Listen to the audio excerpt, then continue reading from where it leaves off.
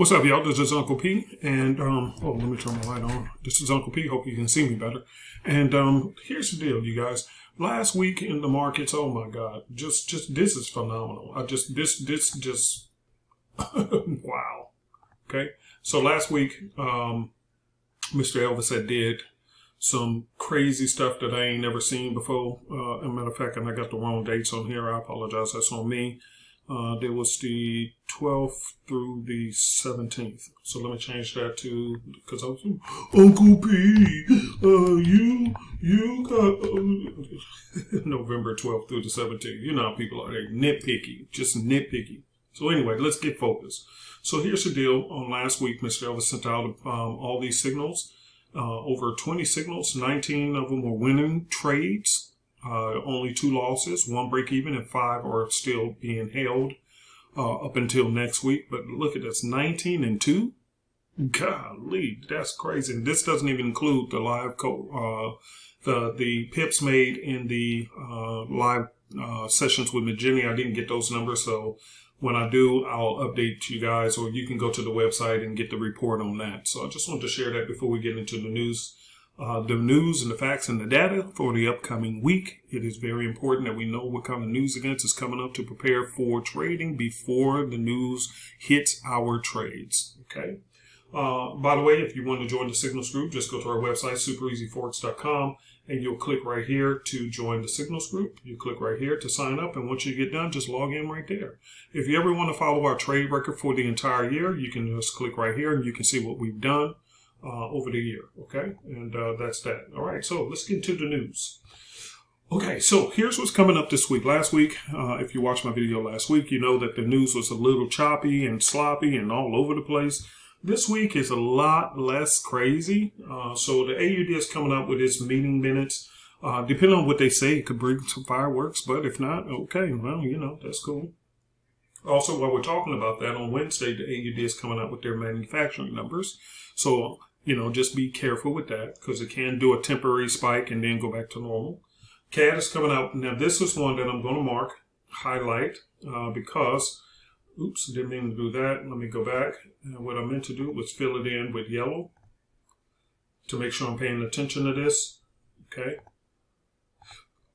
So on Tuesday, CAD is coming out with inflation rates. And as you can see over here, I don't like trading pairs that comes out with these lists of informations. And one of them is inflation. So that's going to be a concern. The FOMC is coming out. The Feds are coming out. And this is just their minutes from their meeting. But it depends on what they hint towards in the future. Meaning that if they hint towards raising interest rates in the future, then the market may spike. If they hint to nothing, the market may just say, okay, thanks for the meeting. Y'all have a good day. And nothing happens, okay? So just be aware of that. And also the USD is coming out with durable goods. And also on Friday, it is coming out with the manufacturing numbers. So the USD coming out with 3 different news events that I'm going to be concerned about this coming week. AUD is coming out with 2 of them. CAD is coming out with 2 because on Tuesday they're coming out with their inflation numbers, and then on Friday they're coming out with retail numbers. Okay, now let's keep it moving. The euro, interesting enough, they always have a lot of news, but the only one that really concerns me this coming week is the manufacturing numbers. But that's not until Thursday. Now here's going to be another one that's going to be bothersome, so I'm going to highlight this for myself. Do what you want with your list of news if you even do this. But for me, inflation, again, is over here on this list. So I'm going to really pay attention to the JPY.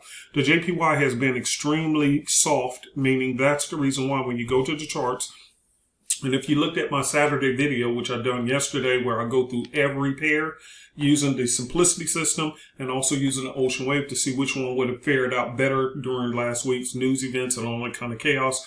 One of the things you would have noticed is that all the pairs were doing extremely well against the JPY, meaning that the Euro JPY shot up, the Swiss JPY shot up, many of the JPY pairs, anyone that was going against the JPY shot up big time, and then they did a pullback, but it doesn't mean it's going to stay. Why is that? Because the JPY is very weak right now.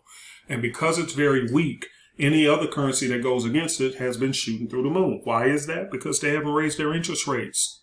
Okay, so now not only did they not raise their interest rates, which means they're not raising are bringing interest into their coffers. So if you're not paying me interest on my money with the holding the JPY and you're not going to pay me interest, why should I keep it?